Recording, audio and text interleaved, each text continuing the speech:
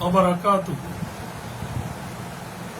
এ পর্বে আমাদের আলোচনা সূরা নামলের ৪র্থ রুকু ৪৫ নং আয়াত থেকে আমাদের আলোচনা শুরু। আলহামদুলিল্লাহ ওয়াসসালাতু ওয়াসসালাম আলা রাসূলিল্লাহ ওয়া আলা আলিহি ওয়া সাহবিহি আজমাইন, আম্মা বাদ। আউযু বিল্লাহি মিনাশ শাইতানির রাজীম। বিসমিল্লাহির রহমানির রহিম। রব্বি ইশরাহ লি সাদরি ওয়া ইয়াসসির লি আমরি ওয়াহলুল উকদাতাম মিন লিসানি ইয়াফকাহু কাওলি। আয়াত ৪৫ ইরশাদ হচ্ছে, আল্লাহ তাআলা বলেন, ওয়ালাকাদ আরসালনা ইলা সামুদ আখাহুম সালিহান। আর অবশ্যই আমি সামুদ সম্প্রদায়ের নিকট তাদের ভাই নবী সালেহকে পাঠিয়েছিলাম এই বাণী নিয়ে যে আনি আবুদুল্লাহ, তোমরা আল্লাহর ইবাদত করো। অতঃপর তারা দুদলে বিভক্ত হয়ে বিতর্ক করেছিল। এখানে আল্লাহ নবী সালেহ আলাইহিস সালামের দাওয়াত শুরু হওয়ার সাথে সাথে তার জাতি দুটি দলে বিভক্ত হয়ে গেল। একটি দল মুমিনদের এবং অন্যটি অস্বীকারীদের। এই বিভক্তির সাথে সাথে তাদের মধ্যে দ্বন্দ্ব সংঘাত শুরু হয়ে গেল। যেমন কুরআনুল কারীমে বলা হয়েছে, তার জাতির শ্রেষ্ঠত্বের গর্বে গর্বিত সর্দাররা দলিত নিষ্পেষিত জনগোষ্ঠীর মধ্য থেকে যারা ঈমান এনেছিল তাদেরকে বলল, সত্যই কি তোমরা জানো যে নবী সালেহ তার রবের পক্ষ থেকে পাঠানো একজন নবী? তারা জবাব দিল, তাকে যে জিনিস সহকারে পাঠানো হয়েছে আমরা অবশ্যই তার প্রতি ঈমান রাখি।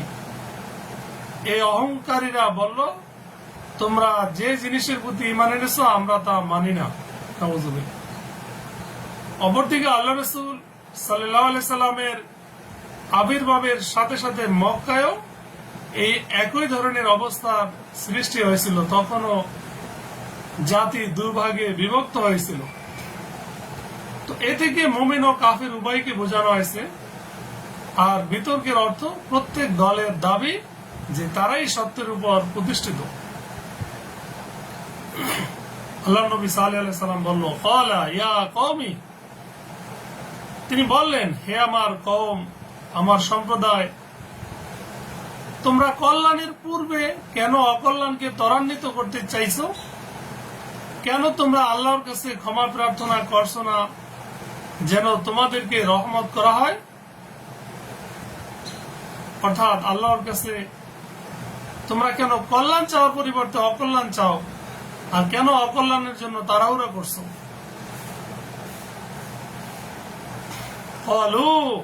তারা বলল, আমরা তোমাকে ও তোমার সাথে যারা আছে তাদেরকে অশুভ মনে করছি। নাউযুবিল্লাহ। সে বলল, তোমাদের অশুভ আল্লাহর নিকট, বরং তোমরা এমন এক সম্প্রদায় যাদের পরীক্ষা করা হচ্ছে। তো এখন এই বিষয়গুলো যে এই নবীদের দাওয়াতের প্রেক্ষিতে এটা নতুন কিছু নয়। তো মুসা আলাইহিস সালাম সম্পর্কে ফিরআউনের জাতি এই কথাই বলতেছিল যে যখন তাদের সুসময় আসতো তারা বলতো আমাদের এটাই প্রাপ্য। আর যখন কোনো বিপদ আসতো তখন নবী মুসা ও তার সাথীদের কুলক্ষণে হওয়াটাকে এজন্য দায়ী মনে করত। আর একই ঘটনা সালেহ আলাইহিস সালামের কওমেও ঘটল। সম্মানিত সুধী, এখানে বিষয় হচ্ছে যে মুমিনরা কোনো অশুভ অপয়া বা অমঙ্গল কিছুরই কারণ নয় যেমন তোমরা মনে করছো। ওয়াকানা ফিল মাদিনাতি তিসআতু রাহতিন, আর সেই শহরে ছিল 9 নেতৃস্থানীয় ব্যক্তি যারা জমিনে ফাসাদ সৃষ্টি করত এবং সংস্কার সংশোধনমূলক কিছুই করত না। তো এখানে যে অর্থাৎ এখানে বলা হয়েছে যে অর্থাৎ 9 জন সর্দার ছিল, তাদের প্রত্যেকের সাথে ছিল একটি বিরাট দল। এখানে 9 ব্যক্তির মধ্য থেকে প্রত্যেকেই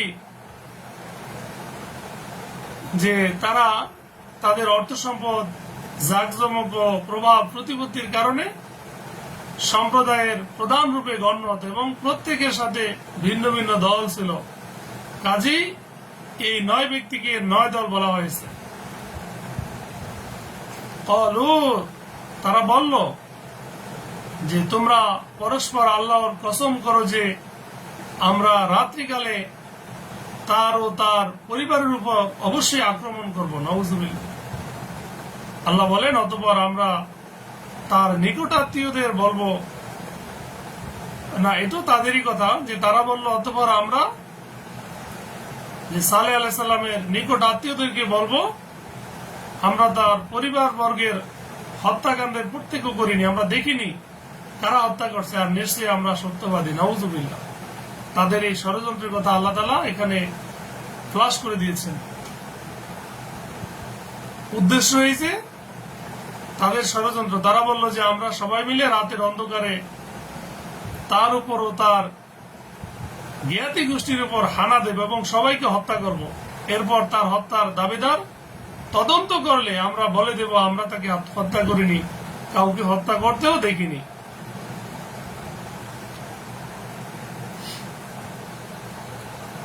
আয়াত 50 আল্লাহ বলেন, অমাকারু মাকরন অমাকারু না মাকরন ওয়াহুম লা ইয়াশউরুন। আর তারা এক চক্রান্ত করলো, আল্লাহ বলেন, এবং আমিও কৌশল অবলম্বন করলাম, অথচ তারা উপলব্ধিও করতে পারলো না, টেরও পেল না। অর্থাৎ তারা নিজেদের স্থিরীকৃত সময়ে সালেহ আলাইহিস সালামের উপর যে রাতে আক্রমণ করার পূর্বেই আল্লাহ তাআলা তার আযাব নাজিল করলেন এবং এর ফলে কেবলমাত্র তারা নিজেরাই নয় বরং তাদের সমগ্র সম্পদ ধ্বংস হয়ে গেল। মনে হয় উটনির পায়ের রগ কেটে ফেলার পর তারা এই চক্রান্তটি করেছিল। সূরা হুদে আসছে যে যখন তারা উটনিকে মেরে ফেললো তখন সালেহ আলাইহিস সালাম তাদেরকে নোটিশ দিলেন, তাদেরকে বললেন, বেশ আর মাত্র 3 দিন ফুর্তি করে নাও, তারপর তোমাদের উপর আযাব এসে যাবে। এই কথায় সম্ভবত তারা চিন্তা করেছিল যে সালেহ আলাইহিস সালামের কথিত আযাব আসুক বা না আসুক, আমরা উটনির সাথে তারও বা দফারফা করে দিই না কেন। কাজেই খুব সম্ভবত রাত্রে আক্রমণ করার জন্য তারা সেই রাতটি বেছে নিয়েছে যেই রাতে আযাব আসার কথা ছিল, এবং সালেহ আলাইহিস সালামের গায়ে হাত দেবার আগে আল্লাহর জবরদস্ত হাত তাদেরকে পাকড়াও করে ফেলল। আল্লাহু আকবার।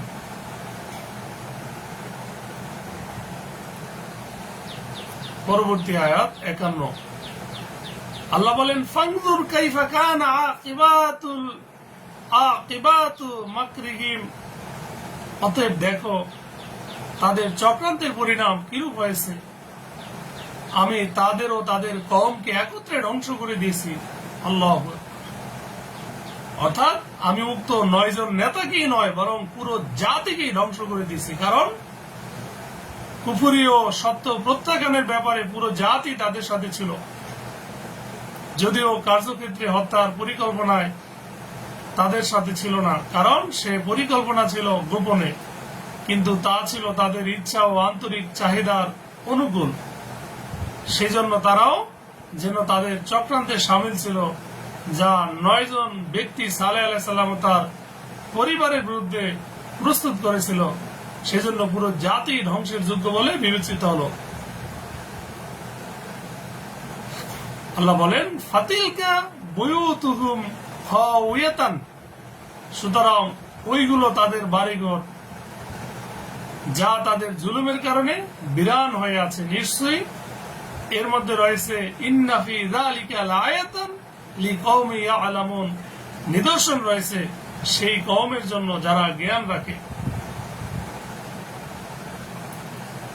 তো অর্থাৎ তাদের জন্যই নিদর্শন রয়েছে যারা প্রকৃত অবস্থা জানে, আর যারা আল্লাহর আযাব ও শাস্তি নাজিল হওয়ার ব্যাপারটি সম্পর্কে সম্যক অবগত।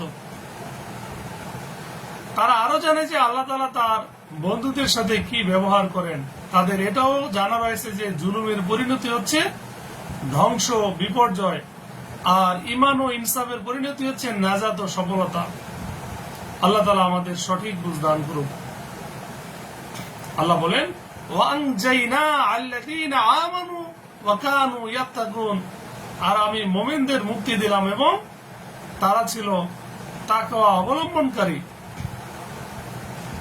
আল্লাহ বলেন, ওয়ালুতান ইয ক্বালা লিকওমিহি, আর স্মরণ করুন নবী লূতের কথা, যখন সে তার কওমকে বলেছিল, তোমরা কেন অশ্লীল কাজ করছো অথচ তা তোমরা ভালোভাবে প্রত্যক্ষ করছো। এই আয়াত থেকে আবার লূত আলাইহিস সালামের কওমের আলোচনা। তো লূত আলাইহিস সালামের কওমের আলোচনা আমরা ইতিপূর্বে পড়ছি সূরা আরাফের ৮০ থেকে ৮৪ নং আয়াত, সূরা হুদের ৭৪ থেকে ৮৩, সূরা হিজরের ৫৭ থেকে ৭৭, সূরা আম্বিয়ার ৭১ থেকে ৭৫, সূরা শুআরার ১৬০ থেকে ১৭৪। আবার সামনে আনকাবুত আলোচনা আছে, সূরা সফফাত আলোচনা আছে, সূরা কামারেও এই কওমের আলোচনা আছে। তো সম্মানিত সুধী, তো এখানে এই বিষয়টি আল্লাহ তাআলা এখানে বলছেন যে লূত আলাইহিস সালাম যে কাজটি করছে, এক নম্বরে এই কাজটি যে অশ্লীল ও খারাপ তা তোমরা জানো না এমন নয়, বরং জেনে বুঝে তোমরা এই কাজটি করেছো। দুই, তোমরা প্রকাশ্যে কোনো প্রকার রাগ ডাক ছাড়াই অশ্লীল কাজ করে যাচ্ছ, কারণ তারা এই সমস্ত অধৈর্য কাজগুলো লোক সম্মুখেই করে বেড়াতো, নাউজুবিল্লাহ। তাদের বিভিন্ন বৈঠকেও তারা সেটা করত। অন্যদিকে চক্ষুষ্মান লোকেরা তোমাদের কার্যকলাপ প্রত্যক্ষ করেছে, যেমন অন্য আয়াতে বলা হয়েছে, তোমরা নিজেদের মজলিসে অর্থাৎ বন্ধ কাম করে থাকো। দ্বিতীয় বিষয় হচ্ছে যে অন্তর দিয়ে জেনে উপলব্ধি করা, তখন অর্থ হবে তোমরা অন্তর দিয়ে ভালো করে জানো ও বোঝো যে কোন ক্রমে এই কাজটি ভালো নয়, তারপরে তোমরা সেটিই করছো।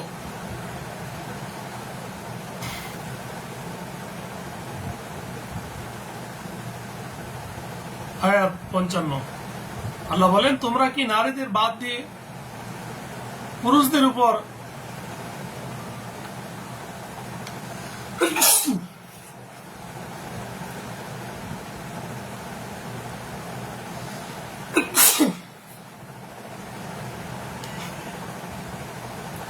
পঞ্চান্ন আয়াতে যেটা বলা হয়েছে, আল্লাহ এই জাতির উদ্দেশ্যে বলছেন যে তোমরা নারীদের বাদ দিয়ে যে পুরুষদের উপর কাম তৃপ্তির জন্য উপগত হবে, বরং তোমরা এমন এক কওম যারা মূর্খের আচরণ করছো, কাণ্ডজ্ঞানহীন আচরণ করছো। তো এটি অশ্লীলতার ব্যাখ্যা যে তা সেই সমকামিতাই যা তোমরা নারীদের বাদ দিয়ে পুরুষদের সাথে অস্বাভাবিকভাবে নিজেদের যৌন বাসনা পূর্ণ করার জন্য করছো, অথবা এই কাজের অবৈধতা বা এই পাপের শাস্তি সম্বন্ধে তারা অজ্ঞ, আর নচেত তারা এই কাজ করত না। পরবর্তী আল্লাহ বলেন, ফলে তার কওমের জবাব একমাত্র এই ছিল যে লূতের পরিবারকে তোমাদের জনপদ থেকে বের করে দাও। নিশ্চয়ই এরা এমন লোক যারা পবিত্র সাজতে চায়, পবিত্র থাকতে চায়।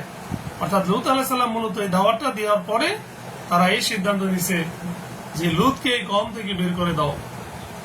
আল্লাহ বলেন, ফাআনজাইনাহু আহলাহু, অতএব আমি মুক্তি দিলাম তাকে ও তার পরিবার বর্গকে, তবে তার স্ত্রীকে ছাড়া আমি তাকে ধ্বংসপ্রাপ্তদের মধ্যে সাব্যস্ত করে রেখেছিলাম।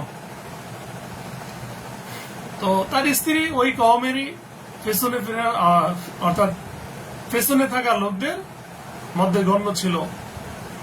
আল্লাহ বলেন, আমি তাদের উপর মুষলধারে পাথরের বৃষ্টি বর্ষণ করলাম। ওয়ামতারনা আলাইহিম মাতার, ভীতি প্রদর্শিতদের জন্য কতই না নিকৃষ্ট ছিল এই বৃষ্টি। প্রথমত তাদের উপর যে আযাব আপতিত হয়েছিল তার বিস্তারিত আলোচনা পূর্বেই করে দেওয়া হয়েছে, ওই বসতিকে উল্টে দেওয়া হয়েছিল। দ্বিতীয়ত যাদেরকে আম্বিয়া দ্বারা সতর্ক করা হয়েছিল ও যাদের উপর হুজ্জত কায়েম হয়েছিল, তা সত্ত্বেও তারা মিথ্যা ও সত্য প্রত্যাখ্যানের পথ পরিহার করেনি। তাদের জন্য এই বর্ষণ ছিল কত মারাত্মক। আল্লাহ তাআলা আমাদের সঠিক বুঝ দান করুক, আমিন। এই সকল পাপ কর্ম থেকে বেঁচে থাকার তৌফিক দান করুক, আমিন। আখিরে দাওয়ানা আনিল হামদুলিল্লাহি রাব্বিল আলামিন। আসসালামু আলাইকুম ওয়া রাহমাতুল্লাহি ওয়া বারাকাতুহু।